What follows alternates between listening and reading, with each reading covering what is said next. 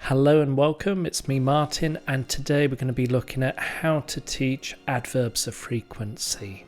A huge thank you to everybody who sent a birthday message to me last week, because last week was my birthday and it marked 44 years on this planet, I suppose.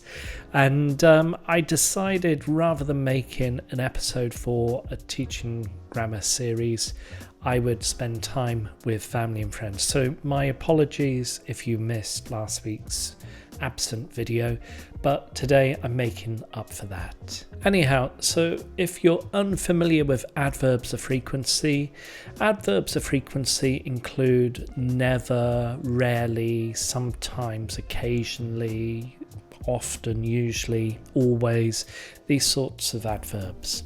Students may be familiar with this sort of adverb, particularly those students that are pre-intermediate or intermediate. Now, when it comes down to teaching adverbs of frequency and getting them to practice, I'm going to be sharing with you how I introduce adverbs of frequency, the sort of tasks that I incorporate for classes, and the sort of suggested tasks for students to develop that fluency. Now, first of all, what I would recommend before you enter the classroom is to prepare a range of pieces of paper dealing with adverbs of frequency and cut them all up ready for class. I've got a few here that to hand, and make sure they're all cut up, possibly in preparation for pairs of students or groups of students, small groups of students. So you have all your students keen, ready to start their lesson, and I would write up the following sentence. I, blank, or underline, practice saxophone 3 times a week. Try to elicit from students a particular word that could go before the verb practice. Now, students may come up with a variety of ideas, but when they hit on the adverb of frequency, write that up on the side of the whiteboard. So students may come up with, for example, occasionally, and once students have come up with occasionally, get the students to think of other adverbs of frequency. And once you've given students a few ideas to brainstorm amongst themselves, start to draw a graph.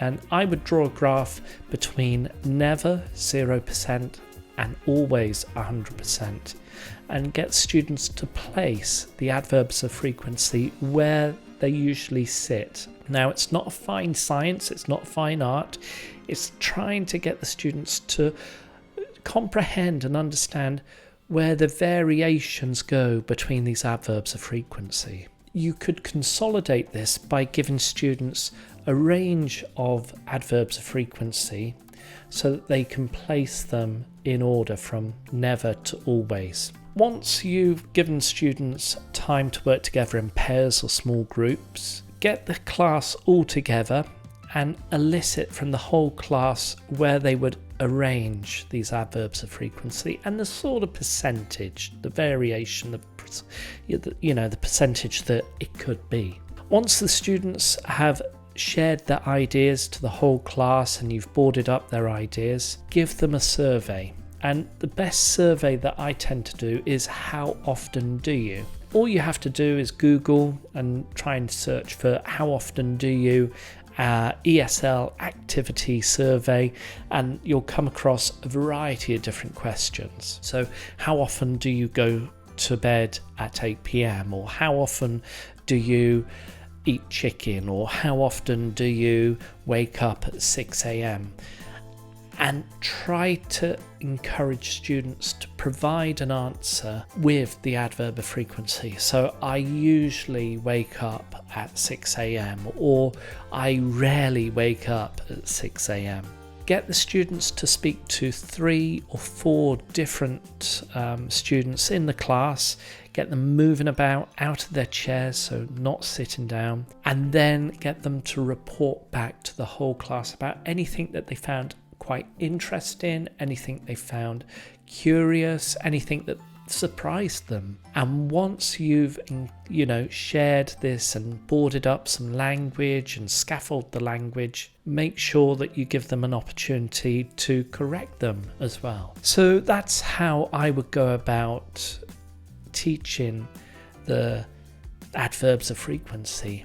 And I hope this actually helped, and I hope it gave you some inspiration and an insight into how a teacher would teach adverbs of frequency. If you've got any questions at all with regards to a grammar point, or you want me to look at a particular grammar point and how I would approach teaching it, then please don't hesitate to leave a comment or a question in the comments section below.